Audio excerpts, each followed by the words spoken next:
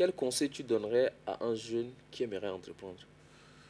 Ok, l'entrepreneuriat d'abord, c'est quelque chose qui est ouvert à tout le monde, c'est quelque chose qui offre la liberté. Oui, Les jeunes qui peuvent entreprendre, ce n'est pas compliqué.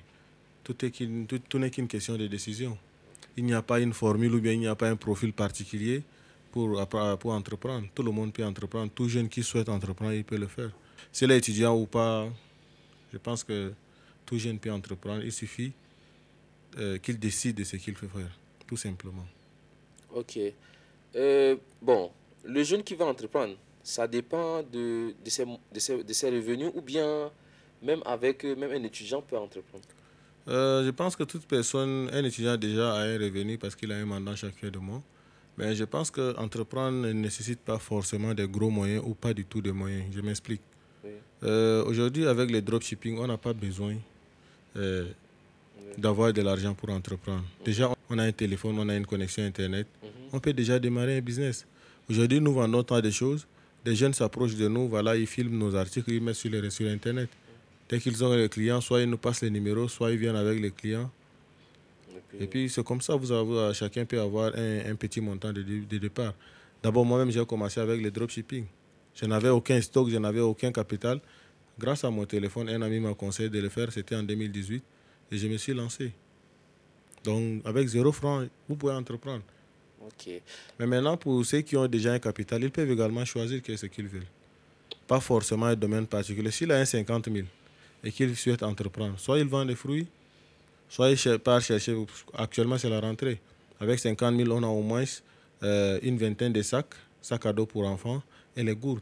Soit on les vend sur Internet, sur Facebook gratuitement grâce au marketplace, Oui. soit on devient vendeur ambulant et puis on suit les bureaux, le marché ou le soir les bars et autres. Mhm. Et puis c'est comme ça qu'on va et c'est comme ça qu'on entreprend.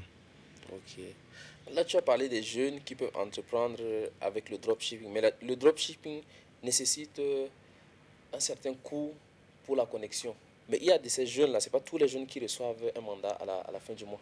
Pour Euh, ces jeunes qui n'ont pas ces mandats-là, comment est-ce qu'eux, ils peuvent faire pour je entreprendre? pense que si le jeune n'a pas de mandat, il va lui-même se débrouiller pour avoir ses moyens. Déjà, la négligence ou bien le manque de soutien nous rend ingénieux. Mhm. Pas fort. Si tu n'as pas de mandat, tu dois vivre, n'est-ce pas? Et Oui, pour ça, tu as besoin de travailler. Et il y a plein d'étudiants qui peuvent avoir du travail. oui. Tu vois un peu? Donc, et peu importe la situation, il peut avoir des amis qui peuvent l'aider parce qu'il est encore étudiant. Soit lui-même, il cherche un boulot. Aujourd'hui, il y a plein d'étudiants qui font la moto, le gardiennage, qui vendent en ligne, qui font plein de trucs. Par exemple, quand tu veux faire la moto, est-ce que tu as besoin d'un capital pour faire la moto? Non. Il suffit Non. de trouver quelqu'un qui te fait confiance et il te donne la moto. Mhm. Tu comprends? Maintenant, le gardiennage également ne nécessite pas un capital. Ouais. Il y a les offres de gardiennage partout dans les villes, dans les grandes villes surtout. Ça ne paye pas bien, mais c'est déjà un départ. Moi, j'en connais un ami à l'université Mhm. qui, grâce au gardiennage, a acheté son propre terrain. Aujourd'hui, il a construit, mais pas grâce à l'argent du gardiennage, mais cet argent lui a permis d'avoir un terrain et une moto, alors qu'il gagnait que 80 000. Tu vois un peu? Mhm. Donc, tout n'est qu'une question de volonté, de décision. Ok. Tu penses qu'un fonctionnaire peut, un salarié peut entreprendre? Je pense que je l'ai souvent dit, un salarié, c'est d'abord quelqu'un qui peut mieux entreprendre que quelqu'un qui ne l'est pas. Un salarié, c'est un grand entrepreneur. Un salarié, c'est un grand investisseur. Je t'explique. Mhm. Quelqu'un qui a un salaire, il a déjà un revenu fixe. Oui. Prenons le cas d'un salarié d'État. L'État est solvable à tout moment. Qu'on change de gouvernement, qu'on fasse quoi, l'État est toujours solvable. Tu vois un peu, il a déjà un revenu fixe. Et grâce à ces revenus fixes, il doit distinguer ses charges fixes et de ses charges variables. Maintenant, dans les charges variables, il y a toujours des choses inutiles qu'on peut supprimer pour pouvoir économiser. Et pour ça, il faut épargner d'abord avant d'investir. Si par exemple la personne a un projet euh, de lancer un salon de coiffure, Ok. ou bien de lancer une boutique, ou de cultiver un champ, sachant que s'il épargne 30 000 par mois, ça ne peut pas suffire. Donc il doit se fixer un objectif. Par exemple, mon salon de coiffure peut me coûter par exemple 300 000. Maintenant, il doit épargner soit 20 000 en fonction du montant, en montant de la somme qu'il reçoit chaque fin du mois. C'est-à-dire, s'il reçoit 300 000, il peut décider de garder 30 000 ou 25 000 le mois. Tu vois un peu? En 8 mois, on a combien? 25 fois 8, ça fait déjà 200. En un an, il peut déjà construire son salon. Tu vois un peu? Pas forcément prendre son salaire et injecter intégralement dans le projet, non. S'il injecte intégralement, il se retrouve avec des dettes. Tu comprends? Donc, il va multiplier ces gens. Au cas où le salon ne marche pas, il doit également rembourser une dette quelque part. Donc, pendant plusieurs mois, il sera coincé. Plus il emprunte, plus il devient dépendant. Tu vois un peu? Or, si cette personne se fixe un objectif, fasse le devis du projet qu'il veut lancer, il peut se décider en fonction de la somme qu'il reçoit chaque fin du mois. Il peut décider de dégager un montant qui peut économiser, épargner et pouvoir atteindre ses objectifs. Donc pour moi, un salarié, c'est un grand investisseur. Lorsqu'un salarié investit et qu'il réussit, tu vois un peu, il peut vivre de son salaire. De l'autre côté, il n'a besoin de rien toucher. Et chaque fin du mois, ça gonfle, à part le loyer. Or, un entrepreneur, il n'a que son business. Tu comprends un peu? Il n'a pas un autre revenu fixe. Donc, il peut gagner 100 000 ce mois, 1 million, 2 millions, et ne pas gagner le mois prochain. Tu vois un peu? Et un entrepreneur, il puise tout dans son business. Le loyer, la nourriture, les enfants à l'école, tout, le transport. Tu vois un peu, non?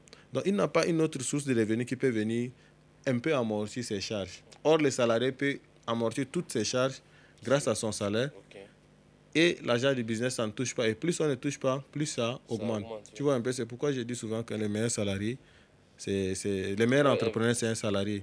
C'est le problème également, depuis le bas âge, on nous a mis dans la tête qu'un salarié ne peut pas entreprendre. Tu vois, par conséquent, ça affecte la conscience de l'homme au fil du temps. Parce que l'homme, ce n'est pas comme un animal, c'est un animal qui apprend. Tout ce qu'on lui apprend, lui le considère comme ça comme réalité ou bien vérité. Si on apprend à l'homme de manger la chair humaine, que c'est le normal, il va continuer à manger. Si on apprend à l'homme que tuer quelqu'un, c'est légitime, c'est quelque chose de banal, il va le faire. Aujourd'hui, tout ce qui est interdit et qu'on ne le fait pas, c'est grâce à une éducation qu'on a reçue préalablement. Donc, si dès le bas âge, on reçoit cette éducation que non, avec votre salaire, vous pouvez investir, il y aura plus d'entrepreneurs. Tu comprends un peu? Okay. Maintenant, je prends l'exemple des gars qui sont des salariés, mais qui entreprennent quand même. Tu vois? Oui. Donc, ce n'est pas pour dire que tous les salariés n'investissent pas, mais peu investissent. Il y en a qui le font peut-être 1 sur 1000, 10 sur 1000, 100 sur 1000. Donc, ils sont rares. Donc, tout salarié se contente seulement de dépenser tout ce qu'il gagne à la fin du mois et parfois il se retrouve endetté. Ok. D'accord. C'est quoi le pourcentage qu'un salarié peut épargner selon toi? Ça dépend. Le bon pourcentage. Pour moi, si tu gagnes 100 000, oui, tu peux épargner 10 000, 15 000, 20 000 par mois. À partir de 100 000. Tu vois un peu? Okay. Si tu gagnes 300 000, tu peux aller jusqu'à 30 000. Tu vois? Si tu gagnes 500 000, tu peux aller jusqu'à 50 000. Tu vois? Donc l'essentiel est d'enlever au moins 5 à 10% de ton salaire. Tu gardes. Il y a aussi un truc que beaucoup de gens n'ont pas compris. Le problème, c'est quoi? Beaucoup pensent que l'argent vient d'un coup. La richesse vient d'un coup. Non. Ça ne vient jamais. Tous ceux qui ont réussi aujourd'hui, qui ont obtenu leur argent de manière légale, de manière licite, ils sont allés étape par étape. Je te prends l'exemple de nos mamans qui vendent la nourriture en route. Ils ont des enfants qui sont dans les universités. Ils ont des enfants qu'ils ont envoyés en Europe. Ils ont des enfants, elles ont même payé leur maison. Tu penses que ces mamans qui vendent les fruits, ils ont les restaurants tournant dans les quartiers, tu penses qu'ils ont pris cet argent miraculeusement quelque part? Non. C'est grâce à des tontines, à des épargnes, à des cotisations qu'elles ont réussi au fil des ans. Donc, c'est ça le problème des jeunes. Beaucoup de jeunes pensent qu'on devient riche d'un coup. Non, on ne devient pas riche d'un coup. Ça peut arriver, ça peut être un miracle, une chance. Mais tout se construit. Il y a des gens qui font la moto, ils gagnent 10 000, ils disent que non, c'est pas assez. Tu vois un peu, ils ne peuvent pas épargner. D'autres qui gagnent même 5 000 par jour disent que je ne peux pas épargner. Pour eux, mettre 1 000 francs ou 500 de côté, pour eux, ils pensent que cet argent ne devient jamais une fortune. Or, si c'est une discipline qu'on s'impose, que chaque fin de mois, je dois mettre tel argent pour un tel projet, il faut toujours avoir un objectif. N'épargnez pas à l'aveugle ou bien au hasard, soi-disant pour les imprévus, non. Quand on épargne, c'est en fonction des projets. On connaît déjà le coût de ces projets. Dans ce cas, on sait également quel objectif on veut atteindre d'ici X temps à Y temps. Tu vois un peu? Donc, il faut toujours se fixer un objectif lorsqu'on devait épargner. N'épargnez pas pour dire que non, je garde de l'argent de côté. Non, j'entends beaucoup de personnes dire ça. J'ai gardé telle somme de côté, j'ai gardé telle somme de côté. Mais à quoi va te servir cette somme? Donc, quoi tu veux mettre? Il faut répondre à cette interrogation. Je mets cet argent pour tel. Et c'est tel coûte tel. C'est de cette façon qu'on épargne. Et c'est de cette façon qu'on réussit. Il n'y a personne qui a reçu son argent miraculeusement. C'est un coup de chance. Ça peut arriver que vous gagnez un projet, un business qui peut vous rapporter 100 millions, 200 millions, 20 millions d'un coup. Et ça vous lance. Et dans ce cas-là également, il va falloir beaucoup d'efforts. Il va falloir beaucoup d'efforts pour réussir à gérer cet argent. Parce que beaucoup l'argent les surprennent parce qu'ils n'ont pas commencé quelque part. Quand tu commences déjà quelque part petit, tu échoues, tu te relèves. Peu importe la somme que tu vas recevoir d'un coup, l'argent ne va jamais te surprendre. Et tu sais déjà où mettre cet argent dans ta tête bien avant. Et c'est ça la maturité dans l'investissement, c'est ça la maturité dans l'entrepreneuriat. Beaucoup n'ont pas compris.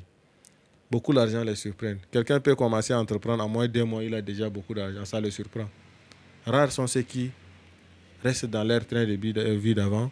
Et rares sont ceux qui se contrôlent pour contrôler cet argent. Beaucoup tombent dans les jeux. Selon toi, l'entrepreneur qui trouve son investissement, l'argent pour investir d'un coup, et celui qui a épargné pendant un certain moment pour investir, entre les deux, qui est à même de mener son projet à bien? Je pense que celui qui a commencé petit. Donc celui qui a épargné. Oui, s'il faut le noter, la possibilité dans le cas où la personne qui est allée pas à pas, je peux dire 8 sur 10, pour réussir à 100%. Et la possibilité également pour celui qui a reçu de l'argent d'un coup, c'est, je pense, 5 sur 10. Pourquoi celui qui a investi a plus de chances Parce que réussir son business? Il a gardé son argent jalousement. Il sait comment il a travaillé son argent. Oui. Tu vois un peu? Chaque centime qu'il épargne, il sait comment il l'a obtenu. Et quel sacrifice il a mis derrière ça. Donc ça te rend mature au fait. Et sache également que c'est l'expérience dont moi j'ai vécu. Je constate que lorsqu'on travaille durement, on gagne quelque chose de petit. Oui. Et lorsqu'on reste comme ça, on gagne quelque chose de grand. La satisfaction et la fierté même ne sont pas les mêmes. Okay. Tu vois, ce qui vient d'un coup, dans la plupart des cas, des gens se sentent déjà, c'est comme un argent mal acquis. Non, d'autres, là, oui. Je dépense, je suis très chanceux, l'autre argent va venir, mais ça ne vient pas parfois. Okay. Tu vois, or, celui qui part petit à petit, il acquiert de la maturité, de l'expérience, comment j'ai managé l'argent, comment, parce que ce n'est pas la même chose, la même stratégie qu'il applique chaque jour ou bien chaque mois, chaque semaine, chaque année. Tu vois un peu? Il change. Parce que quand tu vends un tel truc ou bien quand tu fais tel business, tel projet, tu dois changer les manières de faire pour que ça marche. Tu peux adopter une stratégie de vente ou bien de quoi de ce mois. Après 2-3 mois, les gens se seront fatigués. Soit tu vas changer de produit, soit tu vas changer de fournisseur, ainsi de suite. Tu vois un peu? Or, celui qui a reçu l'argent d'un coup, il peut investir, mais il ne saura pas comment investir cet argent. Pas tout le monde, mais très peu de gens savent gérer cet argent. Souvent, on dit que les problèmes qui nous arrivent, c'est comme s'ils sont au courant de la somme qu'on a à la maison. Je prends mon cas par exemple. Il m'arrive un problème, dès que j'arrive à économiser peut-être un 100 000, il m'arrive exactement un problème qui est à la hauteur de cet argent. Ça peut être un problème personnel, ça peut être un problème familial, mais comment est-ce que pour un gars qui peut épargner par exemple 2-3 mois, 100 000 francs, comment est-ce qu'il peut arriver à mettre de l'argent de côté face à tous ces problèmes qui peuvent nous tomber dessus quand on a un peu d'économie? Je pense que les seules personnes qu'on a l'obligation morale et la légitimité de pouvoir venir en aide tout le temps, ce sont nos deux parents, la mère et le père. Les enfants si par exemple les enfants de très bas âge qui ne savent pas se débrouiller, oui, qui sont là, oui, ça aussi. Très bas âge, tu entends pas? Qui n'ont pas un âge de travailler. Oui, de quel âge par exemple? Ça dépend des endroits. Un enfant de 12 ans 12 ans, dans d'autres pas. En tout cas, tant que l'enfant n'a pas atteint la maturité, ses majorités, Oui. on peut l'aider, tu vois. Mais je pense que l'obligation morale et légitime, ce sont nos deux parents. Tu vois un peu. On dit qu'avant d'aider, il faut être stable. Parce que le peu que tu as, si tu continues d'aider, ça ne va jamais être quelque chose. C'est-à-dire ça ne va jamais être une fortune. Entre-temps, toi, tu ne l'as pas. Les personnes que tu aides n'ont pas. Et finalement, vous allez tomber ensemble dans la pauvreté ou bien dans la misère totale. Or, si tu acceptes de fermer les sur certains besoins des membres de famille ou bien des circonstances de la vie, tu vois un peu. Si tu essaies de fermer les yeux pendant un temps, tu pourras te stabiliser et ensuite les aider sans en subir les coûts. Est-ce que tu me comprends? Oui. Voilà. Donc je pense que aider c'est bien. Mais à un moment donné, il faut savoir penser à son avenir, savoir à faire grand.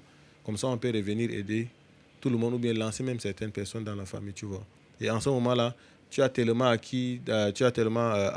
amassé d'argent que tes charges ne te font plus rien. Or, si avec le peu que tu as, à chaque fois tu aides, toi, au bout d'une semaine, 2 mois, personne d'entre vous n'a cet argent, vous attendez l'autre, vous consommez. C'est-à-dire vous devenez tous des consommateurs. Tu vois, et cet argent ne peut pas supporter. Or, s'il accepte de se sacrifier, cet argent va travailler, tu vois un peu, et puis il peut venir vous aider, de manière même permanente, je crois. Ok, bon, on va conclure ce podcast. Et je pense que c'est un plaisir de vous recevoir. Je profite de marquer une pause sur ce podcast pour vous annoncer la sortie très très bientôt de mon livre, La rébellion financière, l'audace d'épargner et d'investir avec confiance. Je pense que j'ai déjà fait cette annonce sur ma page, c'est pour ceux qui me suivent. Pour que ceux qui ne me suivent pas également puissent également me suivre et puis voir tout ce que je partage avec les jeunes, avec ma génération tous les jours. Le livre sera vendu à la somme de 10 000 francs et vous pouvez également laisser vos numéros ou bien me contacter en inbox, faire la précommande. Ça sera d'ici la fin du mois.